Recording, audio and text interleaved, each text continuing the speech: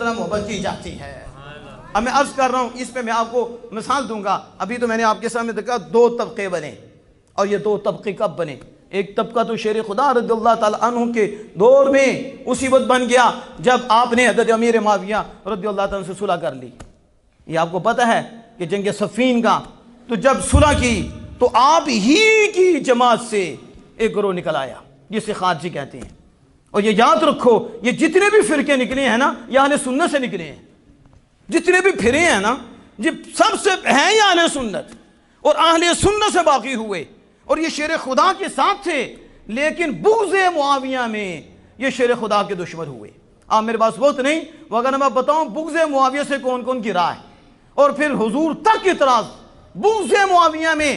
اب شیر خدا رضی اللہ عنہ جب حکم مقرر کیا، حضرت ابو موسیٰ اشعری فیصلے کے لیے ان کو مقرر کیا اور پھر ان کے ساتھ صلح کر لی، تو یہ نکلا باہر اور انہوں نے شیر خدا پہ کفر کا فتویٰ دے دیا۔ کس کا فتویٰ دیا؟ میں ذرا بتانے لگا ہوں آپ کو، یہ تو بات کر کے بات کو ختم بھی کرنا ہے۔ کفر کا فتویٰ دیا آپ کو، کہا آپ کافر ہو گئے ہیں، آپ نے شرک کیا ہے۔ کس نے شرک کیا ہے؟ شیر خدا نے۔ تو جو آج ہمیں کہہ رہے ہیں تو ہم کہتے ہیں یہ طریقہ ان کا نیا نہیں پرانا ہی ہے۔ جو مولا مشکل کشا کو نہیں بخش دے ان کو نہیں بخشا، انہیں مشرک کہا، انہیں کافر کہا، اور مجھے آپ کو کون چھوڑے گا؟ اب ذرا غور کرو، اب یہ مولا مشکل کشا وہ ہیں کہ میرے آقا دو جہاں صلی اللہ علیہ وسلم نے دعا کی، اے اللہ جدھر علی ہو حق کو بھی ادھر پھیر دے۔ اب اندازہ تو لگاؤ، اس لیے ہم کہتے ہیں اوے تم بات کرتے ہو تاجدار صداقت کی، تم بات کرتے ہو سیدنا فاروق اعظم کی، تم بات کرتے ہو سیدنا عثمان غنی کی، اور حضور کی دعا ہے، کیا حضور کی دعا میں شک ہے؟ کیا مولا مشکل کشا میں تمہیں شک ہے؟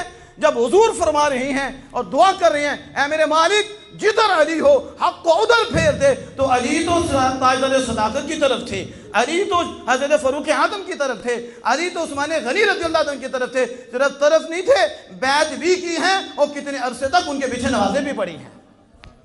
اب یہ صداقت کی دلیل ہے کہ شیر خدا نے ان کو اپنا امام مانا ہے، شیر خدا نے ان کو خلیفہ مانا ہے، اور ان کے پیچھے چلے ہیں اور ان کے مشیر رہے ہیں اور ان کو مشورے دیتے رہے ہیں۔ یہ شیر خدا کرم اللہ تعالی وجہ کریم کی ذات پاک، لیکن وہ شیر خدا ہیں جن پہ خارجیوں نے کفر کا فتویٰ دیا، اور فتویٰ کس بیس پہ دیا؟ ان الحکم الا للہ، کا حکم صرف اللہ ہے۔ اب یہ طریقہ ہے خارجیوں کا، ذرا میں سمجھا رہا ہوں کن کا طریقہ ہے۔ آج بھی دیکھ لو، آیت کا ایک حصہ پڑھیں گے دوسری چھپا دیں گے، پورا قرآن نہیں، ایک آیت کا حصہ پڑھیں گے، مثلا فللہ العزت وللرسول وللمؤمنین، یہ بھی آیت ہے، اور یہ بھی آیت ہے ان العزت للہ جمیعا، عزت تو ساری اللہ کے لیے ہیں۔ اتنی پڑھ کے کہا کسی کی کوئی عزت نہیں، بابے کوئی شے نہیں، سمجھ آ رہی ہے آپ کو؟ بس ایک ہے، لوگوں نے کہا نا قرآن ہی تو پڑھا ان العزت للہ جمیعا، عزت تو سارے کے لیے ہیں۔ ابا جی کے یہاں ذلیل ہیں، اماں جی بھی ذلیل ہیں، یہ ساری ذلیل ہیں، کیونکہ یہ تو شے کوئی نہیں، یہ تو کمینے بیٹھے ہوئے ہیں، کیونکہ عزت تو ساری اللہ کی ہے۔ تو ہم نے کہا کمینے صرف ایک آیت کا حصہ پڑھا ہے، کام وہی کیا ہے منافقوں والا اور کام خارجیوں والا، آیت کا ایک حصہ پڑھا، باقی کدھر گئی؟ جہاں اللہ پاک فرماتا ہے وہ عزت اللہ کے لیے بھی ہے اور رسول ہی اور اس کے رسول کے لیے بھی ہے اور عزت مومنین کے لیے ہے، لیکن منافق نہیں جانتے۔ دیکھو اللہ پاک فرما رہا ہے میرے محبوب عزت میری ہے، میں نے تمہیں بھی دی ہے، میں نے تیرے یاروں کو بھی دی ہے، لیکن جانے کے وہی جنہیں ہم نے ایمان کا نور دیا ہے۔ بے ایمان کے لیے تو بابے کوئی شے نہیں، وہ خود کوئی شے نہیں، اس کی حقیقت کیا ہے؟ وہ اپنے منہ سے کہہ رہا ہے میں کوئی شے نہیں۔ میں نے کہا بالکل سچ کہا، کافر کوئی شے نہیں، جس نے رب اور رب کے مصطفیٰ کو مان لیا ہے وہ سارے جہان سے کافروں سے ممتاز اور بے مثل ہو گیا ہے، ایمان کی دولت نے اسے بلند کیا ہے۔ اب آیت کا دیکھو کیا کہتے ہیں، ان الحکم الا للہ، قرآن تو انہوں نے بھی پڑھا اور قرآن پڑھ کے شیر خدا کے کفر کا فتویٰ لگایا۔ آپ کہتے ہیں جی قرآن ہی پڑھتے ہیں وہ بھی، میں نے کہا وہ شیر خدا کے دور میں قرآن ہی پڑھ رہے تھے، قرآن ہی پیش کر رہے تھے۔ تم کہتے ہو وہ تو قرآن ہاتھ میں رکھتا ہے، تفہیم القرآن ہے، صبح بھی قرآن ہے، رات میں بھی قرآن ہے، درس قرآن، دعوت قرآن، تو میں نے کہوں گا وہ خارجی کیا تھے؟ وہ تو شیر خدا کے گروہ سے نکلے تھے، عربی جانتے تھے، قرآن پڑھتے تھے، تہجدیں پڑھتے تھے، اور دن بھی قرآن پڑھتے تھے، رات کو بھی قرآن پڑھتے تھے۔ عبادت پڑھو ان کی حدیث پاک میں کہ یہ خارجی کتنی عبادت کرتے تھے، اور پھر ایک آیت کا حصہ پڑھ کے شیر خدا کی شرک کا فتویٰ دے رہے تھے اور کفر کا فتویٰ دے رہے تھے۔ تو حضرت عبداللہ بن عباس رضی اللہ تعالیٰ عرض کی حضور مجھے اجازت دیجئے میں سمجھاؤں کیونکہ اتمام حجت بھی ہوتی ہے اور سمجھانا بھی ہوتا ہے. میں نے سمجھاؤں, آپ نے کہا سمجھائیں, آپ نے بیان کیا, آپ نے کہا بتاؤ, انہوں نے کہا ان الحکم الا للہ, حکم تو صرف اللہ ہے. اس لیے شیر خدا نے ابو موسیٰ اشعری رضی اللہ عنہ کو حاکم بنایا ہے, تو اللہ بھی حاکم ہے, تو انہوں نے یہ حاکم بنا کے شرک کر دیا. ایسے بولتے ہیں نا کہ وہ بھی حاکم یہ بھی حاکم, شرک ہو گیا. تو بچے گا کون؟ آپ نے کہا اچھا مجھے بتاؤ. اللہ با فرماتا فَبَعَثُوا حَكَمًا مِّنْ أَهْلِهِ وَحَكَمًا مِّنْ أَهْلِهَا إِنْ يُرِيدَا إِصْلَاحًا يُوَفِّقِ اللَّهُ بَيْنَهُمَا. میاں بیوی کے درمیان جھگڑا ہو جائے, خامن اور بیوی کے درمیان جھگڑا ہو جائے, تو رب فرماتا ہے خامن کی طرف سے ایک حاکم مقرر کرو اور ایک بیوی کی طرف حاکم مقرر کرو. اگر اللہ وہ دونوں چاہیں تو اللہ پاک اصلاح فرما دے گا, اگر دونوں چاہیں تو مالک ملا دے گا. انہوں نے کہا بتاؤ ادھر تو بیوی اور خامن کا مسئلہ ہے, تو رب فرما رہا حاکم بناؤ, تو تم شیر خدا بھی کفر و فتویٰ لگاتے ہو ظالموں, ایک عیسائیت کا پڑھ کے, تو اس کا کیا کرو گے؟ یہ بھی تو قرآن ہے نا. فَبَعَثُوا حَكَمًا مِّنْ أَهْلِهِ وَحَكَمًا مِّنْ أَهْلِهَا. پھر آپ نے خرگوش کا بتایا, احرام کی حالت میں جب یہ چھوٹا سا جانور ہے اسے کوئی قتل کر دیتا ہے تو اللہ پاک کہتا ہے يَحْكُمُ بِهِ ذَوَا عَدْلٍ مِّنْكُمْ, دو عادل تم میں سے حاکم ہوں. کتنے؟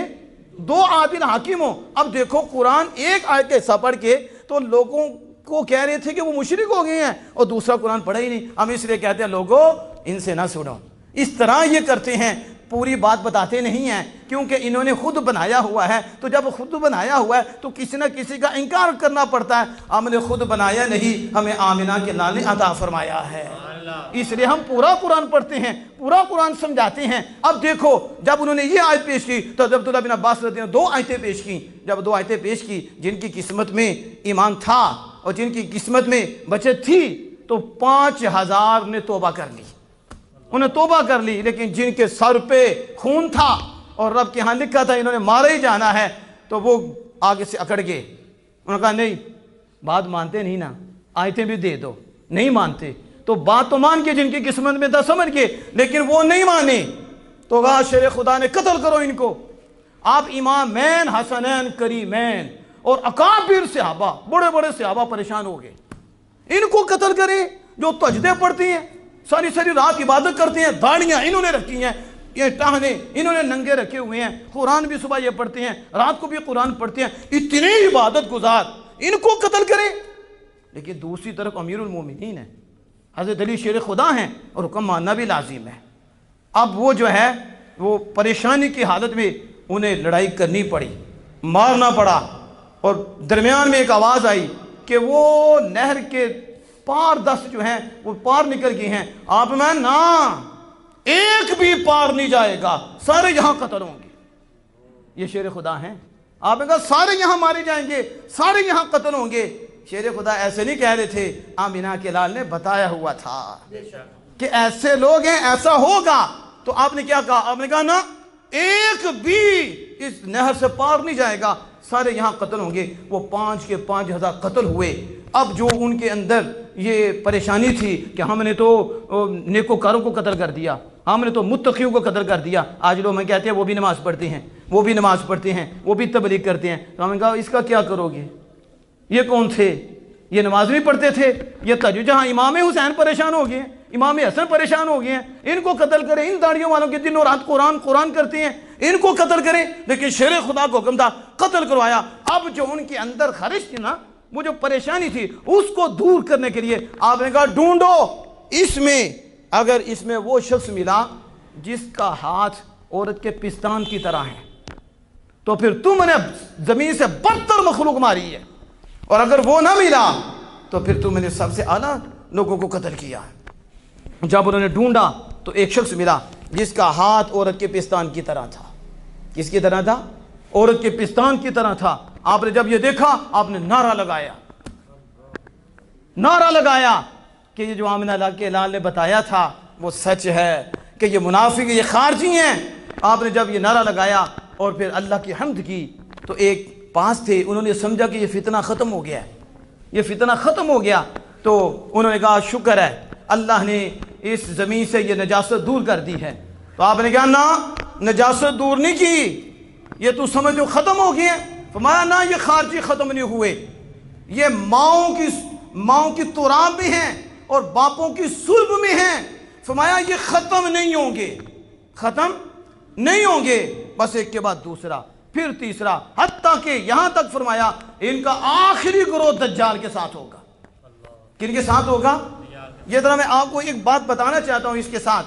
آگے نبی اکرم صلی اللہ علیہ وسلم کی حدیث پاک بھی ہے، ایک اور حدیث پاک ہے کہ نبی اکرم صلی اللہ علیہ وسلم فرماتے ہیں، حضرت تاجدار صداقت رضی اللہ عنہ موجود ہیں، سیدنا فاروق اعظم موجود ہیں، شیر خدا موجود ہیں۔ ایک منافق آیا، اور جب وہ آیا نا تو صحابہ حضور کی بارگاہ میں حاضر تھے، وہ مجلس کے کنارے کھڑا ہوا، مثلا ادھر سے کوئی آتا ہے باہر اور ادھر سے کھڑا ہو کے ادھر چلا جاتا ہے، نماز شروع کر دیتا ہے، کیا بتانا چاہتا ہے؟ میں بڑا متقی ہوں، میں بڑا پرہیزگار ہوں، میں بڑا پہنچا ہوا ہوں۔ حضور بیٹھے ہوئے ہیں، صحابہ بیٹھے ہوئے ہیں، مجلس کے کنارے پہ آیا، سلام بھی کوئی نہیں، اور یہی اپنے آپ کو اعلیٰ سمجھتے ہوئے غرور تکبر منافق تھا، نماز پڑھنے لگ گیا۔ نبی اکرم صلی اللہ علیہ وسلم اسے کون قتل کرے گا؟ ہم کہتے ہیں تاجدار صداقت جاؤ تم اسے قتل کرو۔ جب وہ گئے تو وہ نماز پڑھا تھا، بڑے خشوع و خضوع کے ساتھ، بڑے خشوع و خضوع کے ساتھ نماز پڑھا تھا، تو آپ نے کہا اینی نماز میں ماروں اسے؟ واپس آ گئے کہ یہ تو نماز پڑھا ہے۔ آپ نے فرمایا کون قتل کرے گا؟ فاروق اعظم رضی اللہ تعالیٰ عنہ۔ آپ گئے، جب آپ گئے تو آپ نے دیکھا وہ نماز میں ہے اور بڑے خشوع و خضوع کے ساتھ نماز پڑھ رہا ہے۔ آپ نے نماز کی حالت میں سے قتل کروں؟ واپس آ گئے۔ پھر آپ نے فرمایا اب کون قتل کرے گا؟ شیر خدا اٹھے، کہا میں قتل کروں گا۔ فرمایا تم ہی قتل کرو گے۔ کیا فرمایا؟ علی تم ہی قتل کرو گے اگر تمہیں ملے تو۔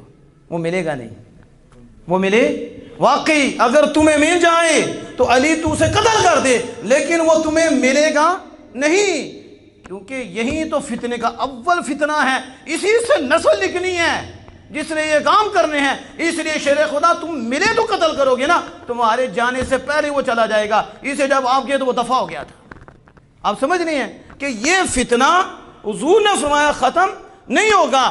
تو ان کا طریقہ واردات کیا ہوتا ہے کہ دشمنی شیر خدا میں یہ آپ کی شانوں کے منکر ہوتے ہیں اور آپ کے اوپر تہمت لگاتے ہیں، جیسے اس وقت کفر کا فتویٰ آیت کریمہ پڑھ کے لگایا، اور پھر شیر خدا نے بتایا ان کی داڑیاں نہ دیکھو، ان کی نمازیں نہ دیکھو، بلکہ ان کی بولی دیکھو، یہ بولتے کیا ہیں، ادب ہے کہ نہیں، احترام ہے کہ نہیں، اعتراض کس پہ کر رہے ہیں۔ اس لیے جو مولا مشکل کشا کے ماننے والے ہیں اور جو کہتے ہیں کہ ہم شیر خدا سے پیار کرنے والے ہیں، تو پھر انہیں پہچاننا چاہیے کہ ان سے جو پیار کرنے والے ہیں وہ کون ہیں، اور جو ان کی شانوں کے منکر وہ کون ہیں، اور جو ان کو حد سے بڑھانے والے ہیں وہ کون ہیں۔